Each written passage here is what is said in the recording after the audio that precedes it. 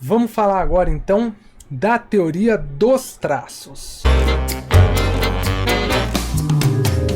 Teoria aí que cai muito em prova, tá? Então a teoria dos traços, ela é uma das mais antigas. Para essa teoria, o líder já nasce líder, ou seja, ele já nasce pronto. Então, para os autores que defendem essa teoria, os líderes possuem determinadas características inatas, ou seja, já nascem com determinadas características, com determinados traços, que são fundamentais para o exercício da liderança. É aquilo que a gente chama do líder nato. Você já deve ter ouvido isso daí em algum lugar. Então, por esses autores acreditarem que a liderança já nascia com o indivíduo, que é um talento de nascença, eles entendem que a liderança não pode ser ensinada, não pode ser aprendida, não pode ser desenvolvida. Só que o que acontece? Essa teoria dos traços, ela defende que seria possível identificar e mapear essas características do líder nato, essas características que o líder nato possui.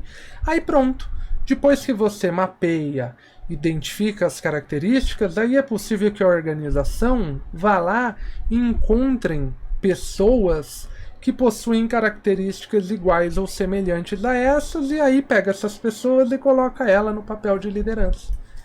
Fácil, né? Deixa eu identificar quais são essas características do líder. Beleza, tá aqui uma tabelinha. E agora?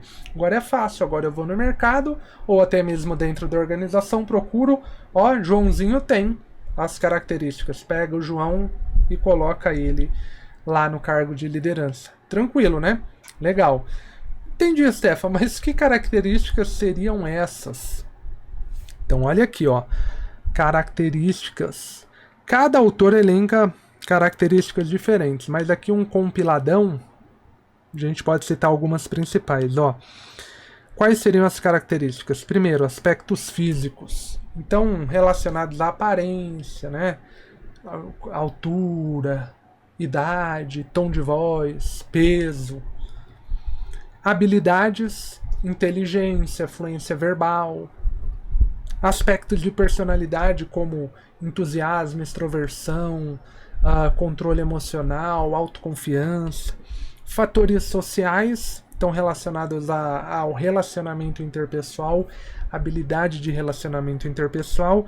E por fim, características relacionadas com a tarefa, como iniciativa, persistência, proatividade. Legal?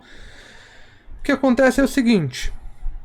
Então quer dizer que o cara nasceu com isso daqui, ele vai ser bem sucedido no exercício da liderança? Não, né? O fato do indivíduo nascer com essas características inatas não garante que ele vai ser bem sucedido no exercício da liderança.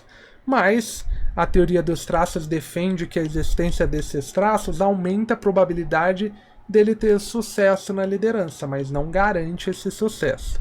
Legal? Joia. E aí você já deve ter percebido que essa teoria tem várias limitações, né? Podemos dizer assim. Quais são essas limitações? Primeiro, dificuldade de identificar os traços. Por quê? Muitas características dependem da percepção das pessoas, da subjetividade de cada indivíduo que está ali avaliando. Como aquele indivíduo enxerga essa característica na outra pessoa. Indivíduos diferentes vão enxergar características de formas diferentes. Então, dificuldade. Dificuldade de encontrar traços universais que sirvam em todas as situações. Por quê? Muitas vezes as características que são necessárias a um líder de um local não são necessárias a outro. Então, um líder de uma unidade do exército, por exemplo, precisa ser rígido, né? Agora, o líder, sei lá, o diretor de uma agência de marketing não pode ser tão rígido, tem que dar maior liberdade para eles usarem criatividade. Legal? O que mais? Ignora a reação e influência dos subordinados, não leva em consideração que cada tipo de grupo de pessoas necessita de um tipo diferente de liderança. Acredita que o líder é líder em qualquer situação. Então essa teoria entende que o líder é líder onde? Na empresa em que ele trabalha, na escola, na família, no grupo de amigos, e não é assim que funciona, né? E por fim, é muito simplista e limitada. Não se preocupa em diferenciar os líderes eficazes dos ineficazes, tá? Então, muito limitada essa teoria. A gente pode até tentar aí ver os grandes líderes da história mundial, né? Steve Jobs, Gandhi, Margaret Thatcher, sei lá, Barack Obama, tantos outros aí. A gente identifica. Já é difícil de dizer que eles têm características em comuns, é mais difícil ainda dizer que elas compartilham das mesmas características inatas, né? Não existe. Então, por isso essa teoria ela já não é mais bem aceita nos dias de hoje. Hoje a gente sabe que a liderança pode ser ensinada, pode ser aprendida, pode ser desenvolvida, tá? Mas, nada obstante, ela aparece bastante em provas. Legal? Então vamos ver uma questãozinha. De acordo com a teoria dos traços, determinadas qualidades e características pessoais presentes em um indivíduo são indicativos de que ele poderá ou não vir a ser um líder, mas não determinam se ele necessariamente será bem-sucedido na liderança.